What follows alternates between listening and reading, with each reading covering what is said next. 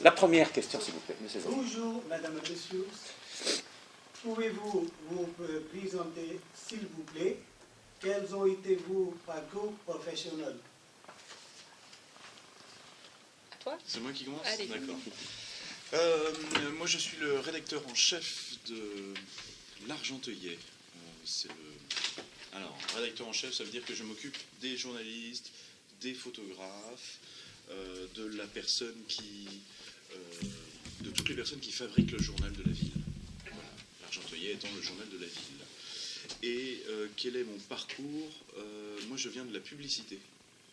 Voilà, je faisais de la publicité avant et ça m'a pas beaucoup plu. Donc j'ai commencé à faire du journalisme et j'ai préféré ça. Le journalisme, et j'ai fait aussi bien du journalisme à la radio, à la télévision ou dans la presse. Voilà. Il m'arrive en parallèle encore du journal de la ville de faire des reportages dans des magazines. Ça permet de s'aérer un peu l'esprit. Vas-y. Ah, c'est ultra résumé. Ah bah oui. Alors, moi, je m'appelle Claudine, j'ai 53 ans. C'est juste pour situer, parce que lui, c'est un gamin par rapport à moi. C'est pour ça qu'il a une barbe. Oui, voilà, pour que ça lui fasse un peu plus. Moi, j'ai toujours travaillé dans l'écrit. Je n'ai pas du tout fait de journalisme, ni radio, ni télé. Au début, j'étais pas journaliste du tout. Moi, quand j'ai fait mes études, j'avais pas du tout envie de faire du journalisme. Bon, voilà, comme quoi, il faut jamais dire jamais. Et du coup, j'ai plutôt travaillé comme ce qu'on appelle chargé de communication. C'est-à-dire que dans différentes institutions, j'ai travaillé au ministère de l'Éducation nationale et puis ensuite j'ai travaillé assez rapidement dans des mairies où en fait mon travail c'était d'écrire aussi bien sûr, mais je faisais aussi des photos, je faisais aussi des relations publiques. C'était assez polyvalent. Polyvalent, ça va ça veut dire que je faisais vraiment des choses différentes toutes les semaines ou tous les mois. Et ça me plaisait beaucoup. Voilà. Et au fur et à mesure en fait de l'avancée dans mon travail, comme je travaillais beaucoup quand même sur l'écrit, et bien finalement, je me dis, le journalisme, ça me plairait bien. Donc voilà. Et donc après, dans différents moments où j'ai répondu à des annonces, toujours dans des mairies, par contre, je suis toujours restée à travailler dans des mairies, j'ai fini par faire que du journalisme, voilà, que de l'écrit. Et donc là, je travaille avec Samuel depuis 8 ans à la mairie d'Argenteuil. Et je suis rédactrice en chef adjointe. C'est-à-dire vraiment, je suis proche de lui. Quand il n'est pas là, c'est moi qui peux le remplacer sur un certain nombre de choses. Pas sur tout, bien sûr, mais sur un certain nombre de choses, je peux me débrouiller pour le seconder. Voilà. C'est l'essentiel du travail. Et toujours uniquement sur l'Argenteuillet. Là, on travaille que sur de l'écrit tous les deux. Que sur le journal de la ville. Voilà. Et moi, je ne fais pas d'autre chose à côté. Je ne fais pas de journalisme à côté. Lui, oui, moi, non. Voilà. C'est tout. Voilà, c'est un peu des profils différents. Et on n'a pas la même formation non plus tous les deux. Ce qui est aussi un avantage parce qu'on est assez complémentaires. Comme lui, il a dit qu'il venait de la publicité. Moi, je viens d'une formation beaucoup plus généraliste, qui mélangeait l'histoire, la géographie, la science politique, voilà. Ce qui me sert aussi beaucoup quand même maintenant dans mon travail de journaliste aussi. Voilà, pour vous dire à peu près. Ça va, c'est pas trop compliqué? Ok. Parfait. Vous dites hein, si on parle trop vite ou si on ne se fait pas bien comprendre.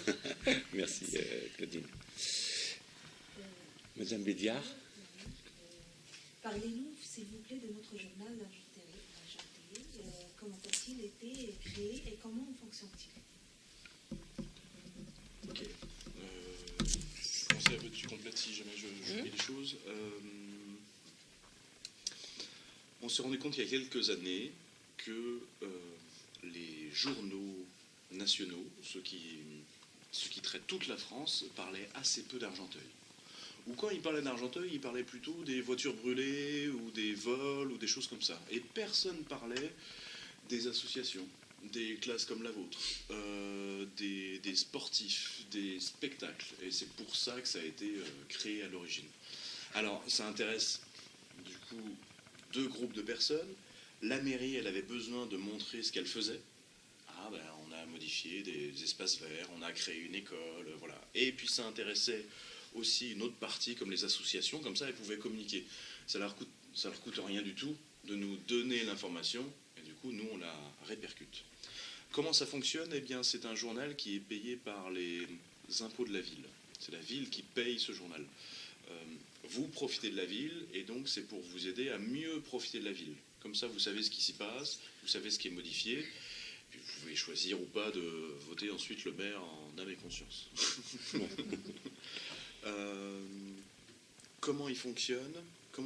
Bien, on collecte des informations toute la journée. Je reçois des emails, on m'appelle, ou sur le terrain, on se rend compte qu'il y a quelque chose qui existe, et donc du coup, on note, on met ça dans le journal, et après, vous le recevez dans les boîtes aux lettres. Voilà. Est-ce qu'il y a un autre... Non, en fait, c'est vrai que vous devez voir, peut-être tout le monde habite pas à Argenteuil, Ouais. je sais pas. Dans toutes les villes, en gros, allez, à partir de 10 000 habitants, 5 000, 10 000 habitants, toutes les villes ont un journal municipal.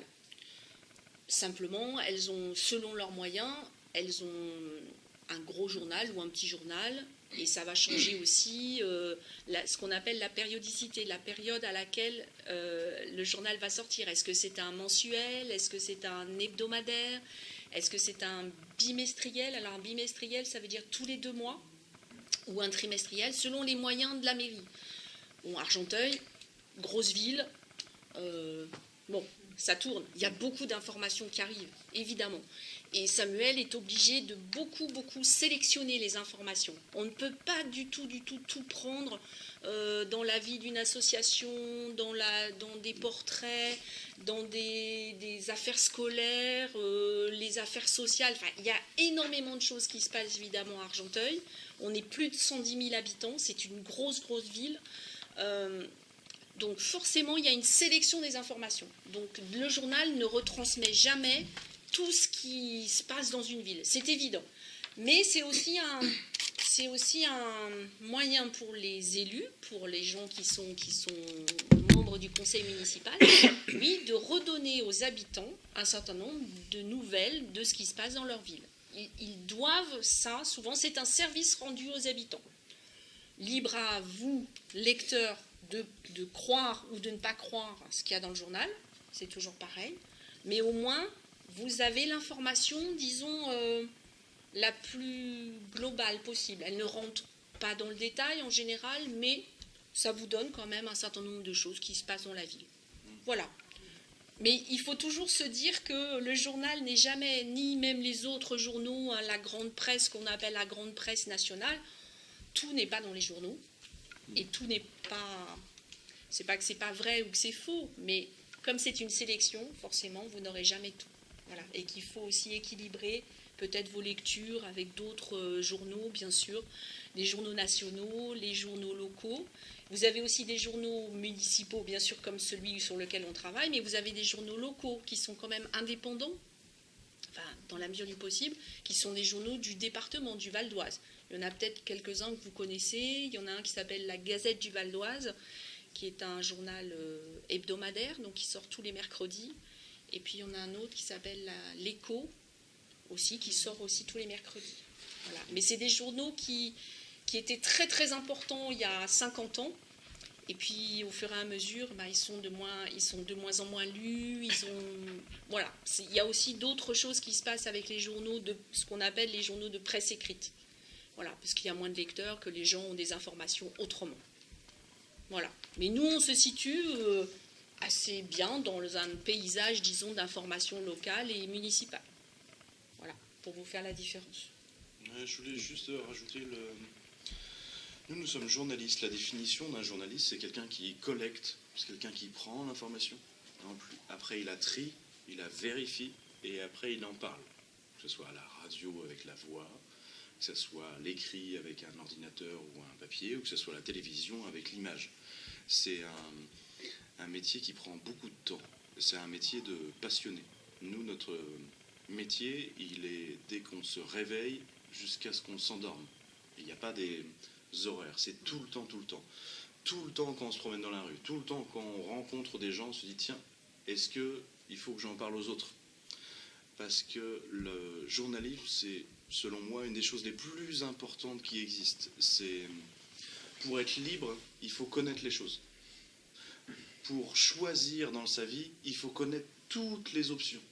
Et donc c'est quelque chose de très important. Et c'est selon moi un métier qu'il faut absolument préserver. Les pays où parfois ça se passe moins bien, regardez, les journalistes peuvent peu dire ce qu'ils pensent, ils peuvent peu critiquer. Et voilà, là c'est devenir plus intelligent, c'est voir comment le monde fonctionne, c'est faire ses propres décisions. Et c'est pour ça que ça nous habite autant. C'est pour ça qu'on est aussi passionné par ces choses-là et qu'on accepte d'avoir parfois peu de vie de famille ou peu de temps personnel parce que c'est tellement passionnant que voilà quoi. Bravo. Et une chose, c'est que moi, quand j'étais plus petit aussi,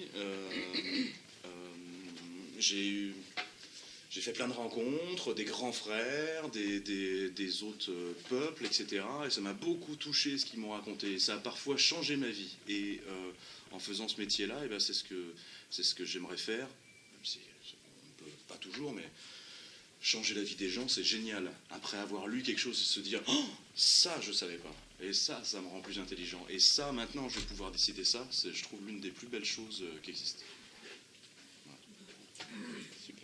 Super. Merci. Kenza? Comment se porte le choix sur les différents sujets et articles que vous publiez? Alors, il ne faut pas oublier que donc on travaille pour une mairie. Il y a un certain nombre de commandes qui nous sont faites par les élus. On travaille pour un journal municipal. On sait qu'à un moment, c'est normal, ça fait partie du travail. Les élus vont nous demander d'informer justement les habitants sur tel et tel sujet. Donc il y a un peu une obligation quand même. Ça peut être la construction d'un immeuble, ça peut être justement la construction ou la rénovation d'un groupe scolaire. Tout ce qui va dépendre de la mairie et de la décision des élus. Voilà. Une fois qu'on a ce fil conducteur, ce pourquoi le journal en fait existe, le journal municipal existe, à côté, il y a d'autres choses, comme vous a raconté Samuel, il y a des associations qui demandent à ce qu'on fasse savoir leurs activités. Il y a une personne qui a fait quelque chose d'un peu original dans la ville ou qui milite pour une cause, je ne sais pas moi, pour les enfants handicapés ou tout sujet, ou un sportif qui a réussi une performance assez extraordinaire. Donc, toujours pareil, ça arrive vers Samuel, qui est en fait la porte d'entrée de tous ces sujets. Et toujours pareil, il sait qu'on a 20 pages à traiter, là comme on a apporté les journaux, ils font 20 pages, et dans ces 20 pages, forcément, tout ne rentrera pas. Donc, il faut sélectionner. Et on sélectionne en fonction si par exemple la manifestation ou la performance du sportif se passe dans une semaine ou dans 15 jours, on se dit, bon, là, est-ce qu'on pourra l'annoncer? Bon, parfois on ne peut pas l'annoncer, on est obligé de revenir sur la performance parce qu'elle est déjà passée, on la traite, comme on dit, en retour. Ça fait rien, elle reste quand même valable, la performance, elle reste importante. Voilà. Donc il faut jouer tout le temps sur ces aspects de calendrier. Il y a des choses qu'on peut annoncer, il y a des choses dont on peut rendre compte tout de suite, il y a des choses dont on parle mais qui vont nous porter dans 10 ans. Il y a des projets par exemple d'urbanisme pour la ville qui sont à 2025. Il faut quand même en parler, il faut quand même pouvoir dire aux habitants, d'accord, dans 10 ans, 15 ans, vous aurez ça qui va changer à Argenteuil, qui va vous améliorer par exemple vos transports en commun. Ok, on y va, on vous le dit, même si c'est très loin. Après, chacun, en lisant le journal, va dire « Ah oui, bon, moi, ça m'intéresse de savoir que le sportif, truc machin chouette, il a réussi un truc pas possible sur un 100 mètres, il a défié toutes les lois de la vitesse. Super, je suis intéressée parce que moi, je m'intéresse au sport. Mais moi, je suis aussi, je vais tous les jours, je prends tous les jours le bus. Je trouve qu'il est très très longtemps coincé dans les embouteillages. J'aimerais bien que ma ligne de bus, elle soit mieux cadencée, qu'il y en ait plus, qu'il y ait des horaires plus larges. Je suis intéressée pour savoir si ma ligne de bus, elle va être augmentée. Voilà.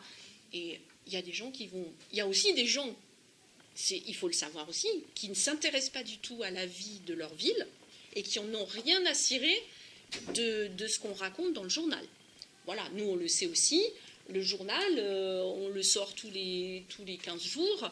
Il y a aussi des gens qui laissent les paquets sur les boîtes aux lettres dans les immeubles et qui les mettent tout de suite à la poubelle. Ils ne l'ouvriront pas. Voilà, il faut aussi le savoir. On en retrouve par terre, dans la rue aussi. Bon, on sent bien qu'on n'en a rien à faire. Bon, puis il y en a d'autres qui l'épluchent, comme on dit, qui regardent toutes les pages, qui vont le lire de A à Z. Ça dépend. Ça dépend beaucoup des personnes, ça dépend beaucoup du temps qu'on a, de l'intérêt qu'on a pour sa ville, peu importe. C'est très variable. Quatrième question, Horia, me semble-t-il.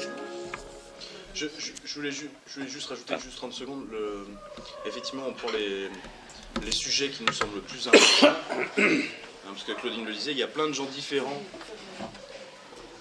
Il y a plein de gens différents qui lisent l'Argentelier, donc on essaye de faire plaisir à tous ces gens. Hein. Il y a des femmes, il y a des hommes, il y a des gens plus cultivés, moins cultivés, etc. Mais on a l'habitude de trier. C'est-à-dire, si je vous demandais qu'est-ce que vous voulez dans le journal demain, peut-être des fois vous ne sauriez pas.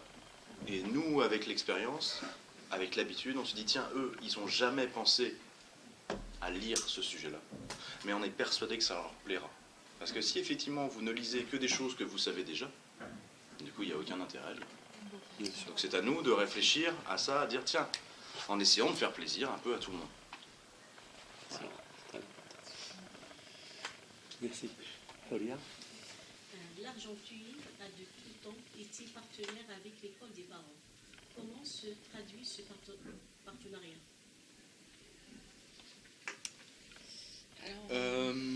Eh bien, on est déjà intervenu plusieurs fois, que ce soit auprès de l'école des parents ou auprès de l'école des enfants, non, comment on dit Comment est-ce que tu les appelles? L'école des parents. Oui, mais les jeunes, quand on a... Ah oui, oui, l'UPE2A. Voilà. L'UPE2A. Ouais, C'est plutôt l'unité comme ça, didactique, d'ailleurs, qu'on a commencé. les élèves non francophones du lycée, oui, Voilà. tout à fait. Donc comment ça se traduit? Ça se traduit comme ça. Ça se traduit par nos interventions, ça se traduit par notre amitié avec Mohamed, qui s'est créée à travers ces interventions-là. Et ça se traduit aussi sur... je pense qu'on est un des relais de l'action positive de cette école-là. Nous, on en parle tout le temps. Tout le temps. Dès qu'on peut. Dès qu'on peut. Ouais. À nos amis, mais aussi à nos collègues, parce que certes, sans doute, peut-être on peut vous enrichir, mais vous avez peut-être moins conscience que vous nous enrichissez aussi. C'est important pour nous de réfléchir à ce qu'on fait. C'est important aussi d'avoir votre ressenti, votre culture. C'est ce pourquoi on fait aussi ce métier-là.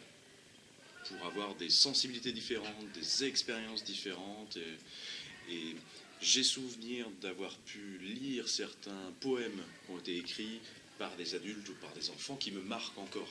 Voilà, et ben c'est cet enrichissement dont j'ai besoin. Et si on peut s'échanger du coup ces connaissances, ben c'est parfait.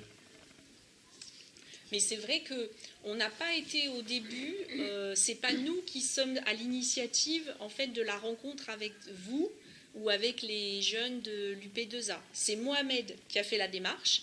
Lui, il avait besoin de rencontrer des gens à la mairie pour faire connaître l'institution municipale. Et le fait qu'il sache qu'il y avait un journal, c'est lui qui a demandé à nous rencontrer. Donc en fait, ça s'est construit au fur et à mesure. Et comme ça fait un moment qu'il fait ça, forcément, on a construit un lien qui est allé sans doute au-delà de nos premières rencontres. Voilà. Et nous, en fait, on a toujours trouvé que sa démarche était très originale. Nous, on ne connaissait pas du tout le dispositif de UP2A au niveau des jeunes, et encore moins celui de l'école des parents. Donc en fait, c'est lui qui nous a appris l'existence de ce type de groupe Et voilà. Et nous, alors, on trouve que c'est tellement original, tellement intéressant et tout ça, que chaque fois, c'est vrai, comme dit Samuel, dans nos familles, auprès de nos amis, en fait, on en parle aussi souvent que possible parce qu'on ne savait même pas, même si c'est un dispositif finalement très officiel au niveau de l'éducation nationale, on ne savait pas du tout que ça existait.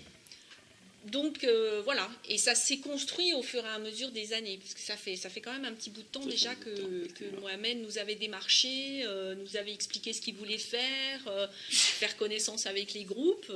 Alors, on n'a pas établi de lien peut-être plus construit avec les gens qu'on a rencontrés, mais au moins, les rencontres, elles ont été vraiment sympas, quoi. Quand on était invité au lycée Jean Jaurès pour partager un repas et on a toujours trouvé que c'était super, quoi. Voilà, on a toujours été extrêmement bien reçus, donc voilà, on a aussi envie de relayer ça.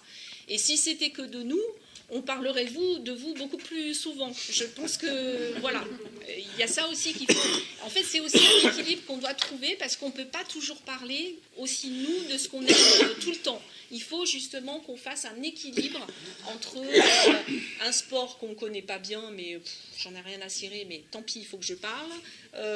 Une association qui ne m'intéresse pas du tout, mais elle fait des choses, donc j'en parle quand même. Et vous aussi, voilà, il faut vous relayer les choses que vous faites, ou ce que vous étudiez, ou ce que vous apprenez. Et ben, il faut le mettre en équilibre avec le sport truc, l'association machin, voilà. Et puis faire vraiment un équilibre dans le journal et faire attention à ne pas parler toujours des mêmes choses ou des mêmes gens. Sinon, on va se dire...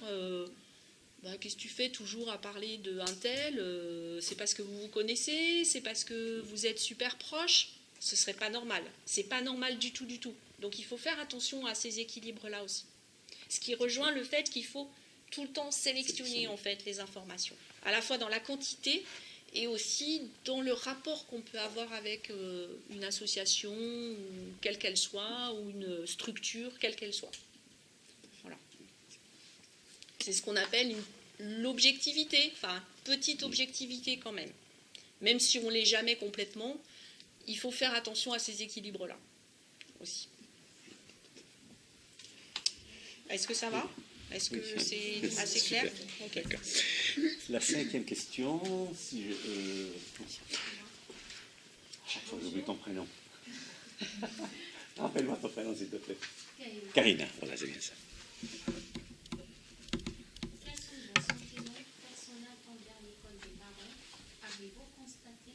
Un changement autant positif que négatif.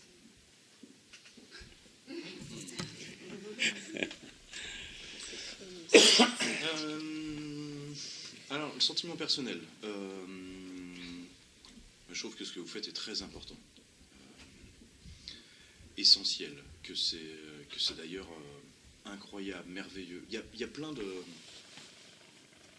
choses à travers votre action. Il y a le fait d'apprendre effectivement ce qu'est la France, d'apprendre les règles de la France, etc. Mais j'y vois plein d'autres choses. S'approprier les codes de la France, ça n'est pas perdre votre identité. La France, elle s'est construite avec plusieurs identités, plusieurs nationalités. Elle contient des mots arabes, elle contient des mots russes, elle s'est construite vraiment comme ça. Apprendre les codes de la France, c'est aussi mieux parler avec vos enfants.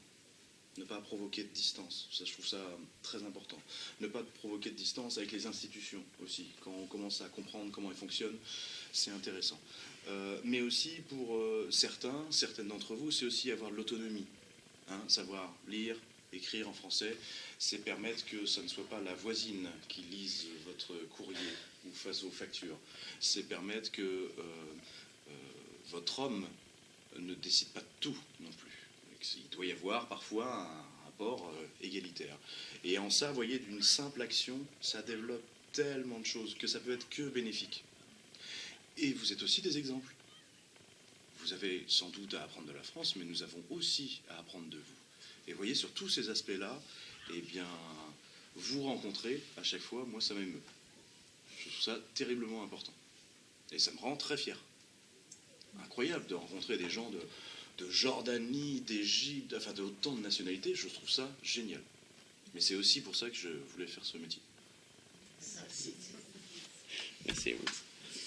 Alors peut-être qu'il y a quand même des aspects négatifs. Hein. Alors moi j'en retiendrai un, c'est que, alors c'est pas très négatif, mais c'est le fait qu'on ne peut pas se voir suffisamment souvent, et donc forcément on n'arrive pas à établir des liens plus personnels, voilà, avec chacun d'entre vous ou les jeunes qu'on a vus. C'est resté quand même un peu en surface. Mais voilà. C'est l'idée, c'est de dire, vous avez nous on considère que c'est vraiment des regroupements très originaux et qu'on devrait beaucoup travailler ça. Enfin, nous on trouve que les institutions françaises là-dessus sont un peu frileuses. Enfin, elles ne font pas assez savoir qu'il y a ça qui existe, qu'elles pourraient peut-être faire mieux, plus grand. Plus longuement aussi. Voilà. Nous, on a peut-être ce regret-là par rapport au fait que vous existez dans certaines villes et pas partout.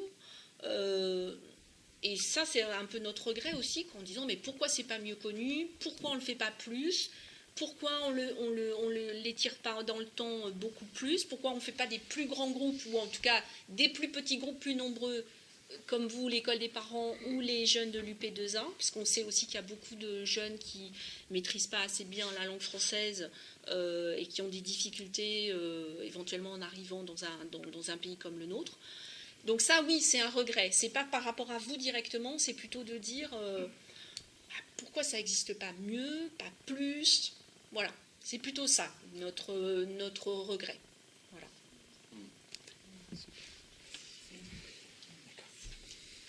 Quel retour avez-vous aux différents articles consacrés à l'école des parents? Alors, pour être honnête, assez peu. Mais ce n'est pas dû à vous, c'est dû aux articles. On a assez peu de retours sur les articles. Imaginez-vous, pour prendre un exemple, c'est comme votre relation avec les professeurs. C'est rare quand un professeur il sait si ça se passe bien ou pas. Mais c'est assez rare qu'on lui dise à la fin de l'année « c'était incroyable, ça s'est bien passé ». Souvent, on est un peu timide, on n'ose pas. Et en fait, on dit à cette personne-là, 10 ans plus tard, quand on la rencontre dans la rue, « vous savez, j'ai encore un souvenir de vous incroyable, vous avez changé ma vie, etc. » Et on est généralement un peu timide dans cette fin d'année, on ne veut pas trop que ça se finisse, et donc on ne dit rien. Eh bien, c'est la même chose pour les articles. Les articles, quand ils sortent, assez peu de gens disent « ben voilà, ça a changé ma vision des choses, j'ai appris quelque chose ». Ils ne le disent pas. Par contre, ça leur arrive de dire 10 ans plus tard. Alors, on verra dans 10 ans si... si on se croise. Voilà. Mais malheureusement, oui, c'est ça. C'est pas dû à vous, hein, c'est de manière générale. Par contre, on sait quand ça se passe mal. Ouais, on le sait plus vite. Très rapidement. Ouais. Vous n'avez pas parlé de moi cette semaine-là ou ce mois-ci? Oh ben alors, moi je vous avais envoyé les informations et vous n'avez pas parlé de mon association. Bon, alors là, il faut dire pourquoi. Il faut expliquer pourquoi. Oui, on n'a pas juste à dire « ah ben je vous ai oublié ». Non, il faut pouvoir argumenter. Donc d'où le travail de sélection, toujours pareil, pour dire « ben non, mais on avait parlé de vous déjà il n'y a pas si longtemps, souvenez-vous, on ne peut pas parler de vous tout le temps, attention, on ne peut pas répéter toujours la même chose. Est-ce que vous aviez un petit événement chez vous, dans votre association ou vers vous ?» Ben non, donc il n'y avait pas de raison de parler de vous. Mais comme on dit toujours, l'expression, elle veut bien dire ce que ça veut dire. Je ne sais pas si je vais me faire bien comprendre. On ne parle jamais des trains qui arrivent à l'heure. On parle toujours des choses qui ne se passent pas bien. Toujours le train qui sera en retard. Voilà, c'est exactement ça. Puis alors vous connaissez mieux maintenant aussi notre pays, mais on dit aussi beaucoup que les Français sont des râleurs, râlent sur tout, sont toujours en train de rouspéter. Donc avec nous c'est pareil. Voilà. C'est toi.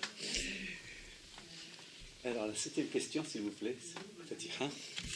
Si nous, stagiaires de l'école des parents, nous soumettions un ou deux articles par an, les pourriez-vous c'est le sujet vous êtes à la discussion? Pourquoi pas. Ce ce serait un peu difficile. Je vais vous expliquer. Il y a un cas spécial. Les journaux qu'a transmis Claudine, le journal, l'Argenteuil, il va évoluer. Au mois de janvier, le journal va s'appeler différemment. Il sortira plus qu'une fois par mois. C'est pas nous qui l'avons choisi. Donc déjà, actuellement, donc, il sort 2 fois par mois. Une fois tous les 15 jours. Ouais. Tous les 15 jours, il sort, il sortira plus qu'une fois par mois. Donc ça va laisser moins de place pour parler des choses. Donc c'est à voir quel est l'article, mais c'est surtout, ce serait plus facile pour nous de publier sur le site internet. Là, le site internet, on peut publier ce qu'on veut. Donc là, oui, il y a une place. Dans le journal, aujourd'hui, je suis plus sceptique. Mais c'est vraiment, voilà, c'est pas de chance que ça se réduise. Alors voilà, je rectifie juste, on ne publie pas non plus sur le site internet de la ville, puisque donc il s'appelle argenteuil.fr. On ne publie pas ce qu'on veut, nous. C'est le site de la ville, donc ça reste quand même une parole un petit peu officielle aussi, un peu municipale, voilà. Mais c'est vrai que l'avantage du numérique, c'est qu'on n'a pas comme on n'a pas de contraintes papier, on peut étendre autant qu'on veut, c'est vrai, la quantité d'informations. On peut peut-être mettre plus d'articles, plus de choses qui animent le site.